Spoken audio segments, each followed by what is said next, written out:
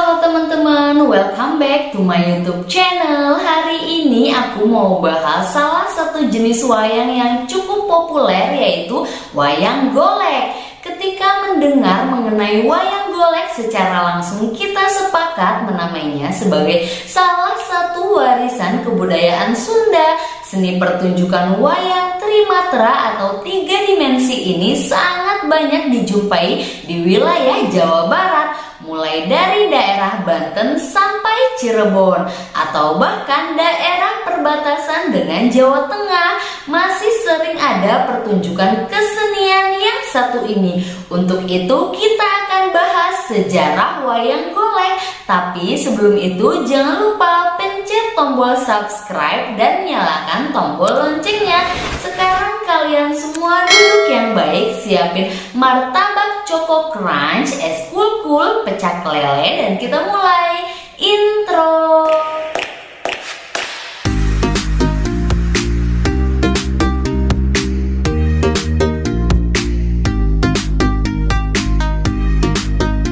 Wayang golek merupakan salah satu dari ragam kesenian wayang yang berasal dari masyarakat Sunda di Jawa Barat. Pertunjukan seni wayang golek merupakan seni pertunjukan teater rakyat yang banyak dipentaskan. Selain berfungsi sebagai pelengkap upacara selamatan atau ruatan, pertunjukan seni wayang golek juga menjadi tontonan dan hiburan dalam perhelatan tertentu. Sejak tahun 1920-an, pertunjukan wayang golek selalu diiringi oleh sinden.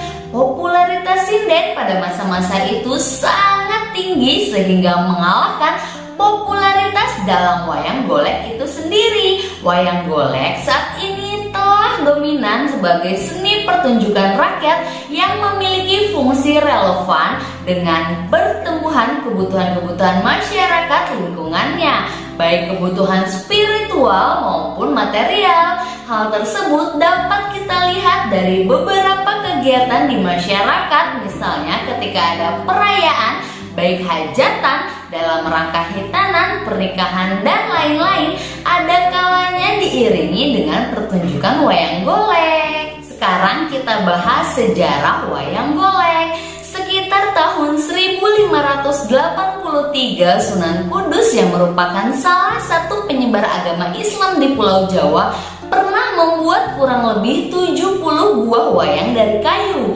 Wayang tersebut dipertontonkan di siang dan malam hari dengan sumber cerita lokal atau imajinasi sendiri yang tentunya syarat dengan pesan agama Islam. Sunan Kudus menggunakan bentuk wayang golek awal ini untuk menyebarkan agama Islam di masyarakat. Munculnya kesenian wayang kayu lahir dan berkembang di wilayah pesisir utara pada awal abad ke-17. Dikarenakan masyarakat Jawa Tengah dan Jawa Timur telah terlebih dahulu mengenal wayang kulit, kehadiran wayang golek kurang begitu diminati karena masyarakat sudah terlanjur menggemari wayang kulit.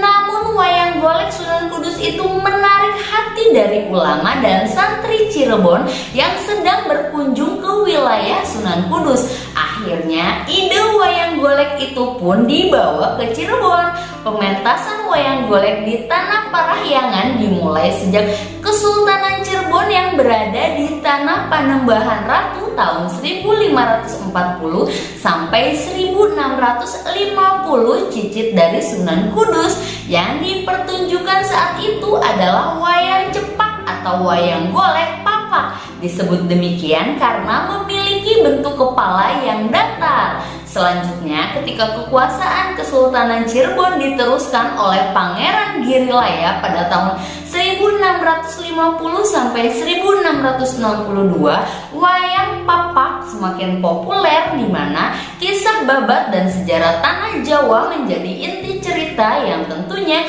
masih syarat dengan muatan agama Islam. Lalu wayang golek dengan cerita dari epos Hindustan seperti Ramayana dan Mahabharata mulai berkembang. Kemungkinan besar kisah-kisah tersebut pertama kali lahir dan berkembang dari pertunjukan wayang kulit. Semula kisah tersebut menggunakan bahasa Jawa, namun setelah banyak dalang-dalang dari kalangan orang Sunda, maka maka bahasa Sunda pun mulai menggantikan penggunaan bahasa Jawa. Perkembangan selanjutnya adalah wayang golek Purwa yang tidak bisa dilepaskan dari peran Wiranata Kusuma III atau Bupati Bandung yang ke-6.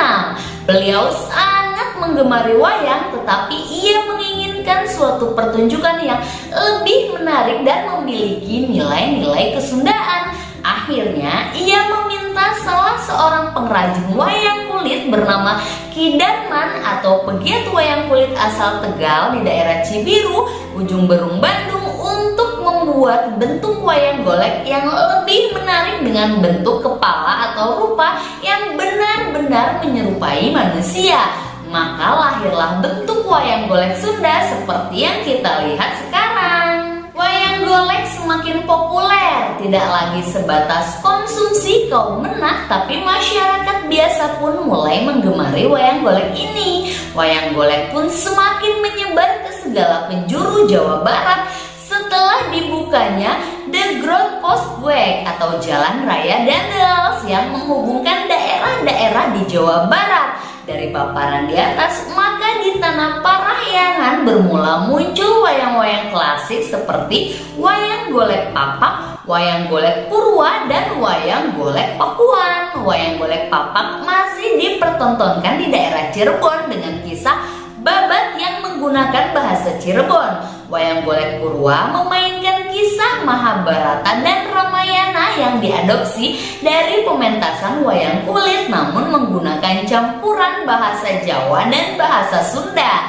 Sedangkan wayang golek Pakuan kisahnya yang ditampilkan menggunakan kisah-kisah legenda Priangan antara lain Sangkuriang, Munding Jaya, Dikusuma, Lutung Kasarung, dan lain-lain. Pada awalnya pertunjukan wayang golek diselenggarakan oleh para priai atau kaum bangsawan Sunda di lingkungan istana atau kabupaten untuk kepentingan pribadi maupun untuk keperluan umum. Fungsi pertunjukan wayang tersebut bergantung pada permintaan, terutama para bangsawan pada waktu itu. Pergelaran tersebut untuk keperluan ritual khusus atau dalam rangka tontonan atau hiburan. Pertunjukan wayang golek yang sifatnya ritual walaupun ada tetapi sudah sangat jarang sekali dipentaskan. Misalnya upacara sedekah laut dan sedekah bumi yang diadakan setiap 1 tahun sekali. Pementasan yang masih semarak adalah pertunjukan wayang golek untuk keperluan tontonan.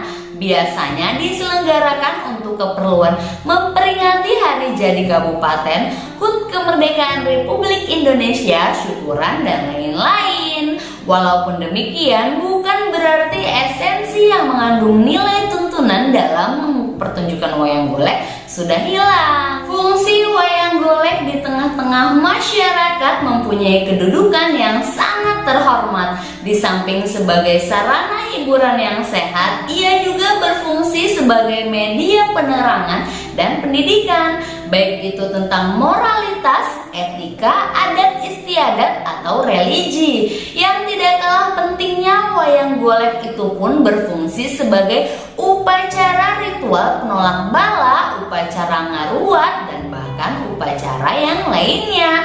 Sampai saat ini, wayang golek masih tetap digemari oleh masyarakat Jawa Barat, baik tua maupun muda.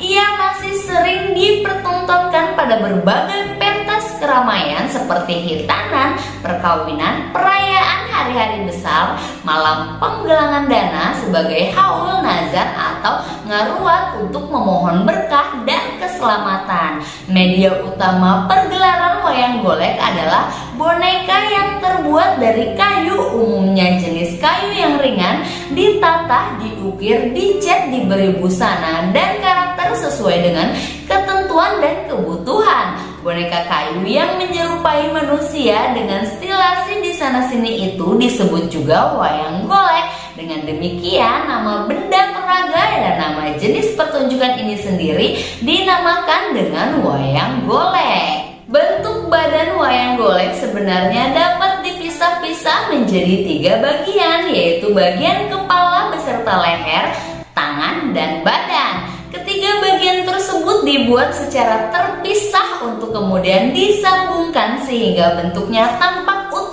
seperti manusia.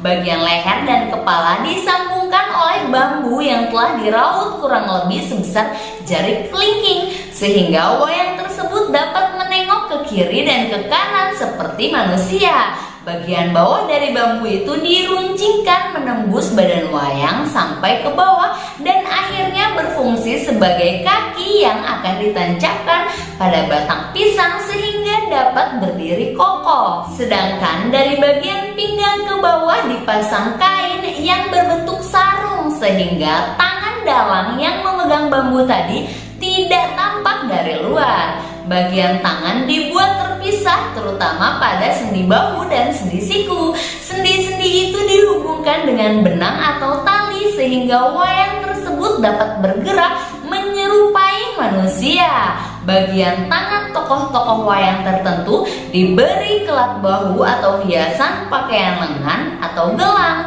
Demikian juga pada bagian-bagian tubuh wayang yang penuh dengan manik-manik, anting telinga, badong atau hiasan punggung, keris, dan sebagainya. Adapun bentuk badan raut wajah, pakaian, hiasan disesuaikan dengan karakter dan kedudukan tokoh wayang yang bersangkutan. Baiklah, itulah tadi sejarah wayang golek pada masa sekarang. Kondisi pertunjukan wayang golek sangat memprihatinkan. Oleh karena itu, diperlukan langkah-langkah nyata sebagai upaya pelestarian dan pengembangannya.